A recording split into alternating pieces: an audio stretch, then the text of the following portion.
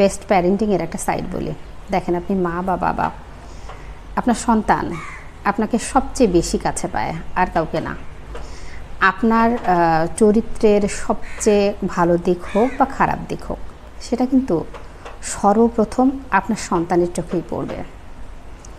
So সন্তানের চোখে ভালো মা বাবা হতে গেলে ভালো চরিত্রের হতেই হবে, এটা অবশ্যই।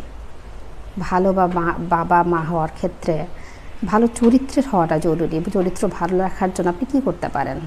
আপনার স্বামী স্ত্রী অনেক দিন হয়েছে বিয়ে হয়েছে, অথবা হতে পারে যে আপনার স্বামী স্ত্রীর সদ্য বিয়ে হয়েছে বা কিছুদিন হলো বিয়ে হয়েছে।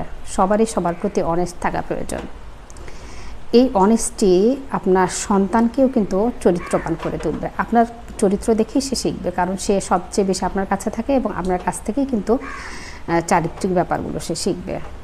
তো এখন দেখেন, একটা ব্যাপার আপনাকে বলি, তার মানে হচ্ছে আপনাকে অন্য কোথাও যাতে আপনি ইনভলভ না হন, আপনি স্বামী হন বা স্ত্রী হন, দুজনের প্রতি অনেস্ট থাকতে হবে। তা আপনারা যেন কেউ দুজনের প্রতি শুধুমাত্র ইনভলভ থাকেন, অন্য তৃতীয় কোনো ব্যক্তি আপনাদের ভেতরে না ঢোকে। সেটার জন্য আপনারা কী করতে পারেন? সেটার জন্য সিম্পলি আপনারা কী করবেন জানেন?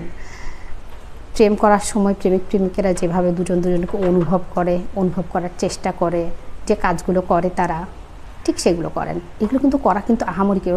আচ্ছা বলেন তো, প্রেম করার সময় কি আপনারা অনেক বড় বড় গিফট দিতেন যদি মধ্যবিত্ত হয়ে থাকেন? আর যদি অনেক ধনী হয়ে থাকেন, তারা তখন যদি দিতে পারেন, তবে এখনও দিতে পারবেন। আর যদি যেরকম সেরকমটাই কিন্তু চলে। হয়তো পরবর্তীতে পরিস্থিতি কিছুটা পরিবর্তন হয়। পরিবর্তনের ক্ষেত্রে মেয়েদের চাহিদাটা বাড়ে, অনেকেই বলেন। কিন্তু মেয়েদের চাহিদাটা বাড়ে কখন জানেন? যখন ছেলেরা সেই ভালোবাসার জায়গাটা থেকে সরে দাঁড়ায়, তখন আসলে মেয়েদের চাহিদাটা বাড়ে। আদারওয়াইজ মেয়েদের চাহিদা কিন্তু ছোট ছোট জায়গাতেই কিন্তু সীমাবদ্ধ। ভালোবাসা যখন পরিপূর্ণভাবে সে পায়, তখন কিন্তু সে বড় বড় চাহিদার ক্ষেত্রে ঢোকে না। আপনার যে সামর্থ্য আছে, সেই সামর্থ্যের মধ্যেই সে সীমাবদ্ধ থাকবে, অবশ্যই, এটা গ্যারান্টিড।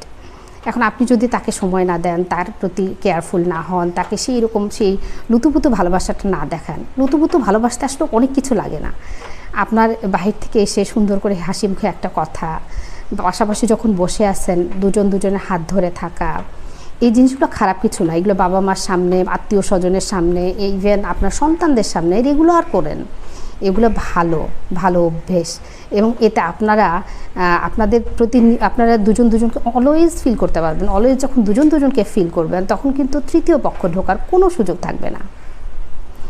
সো এটা একটা ইম্পর্টেন্ট ব্যাপার যে আপনারা একে অপরকে প্রেমিকা হিসেবে ট্রিট করুন। আপনার সন্তানদের সামনে ভালো প্যারেন্টস হয়ে উঠবেন। সবাইকে অসংখ্য ধন্যবাদ ভিডিওটি দেখার জন্য। ভিডিওটি ভালো লাগলে একটি শেয়ার করে পাশে থাকবেন। আসসালামু আলাইকুম।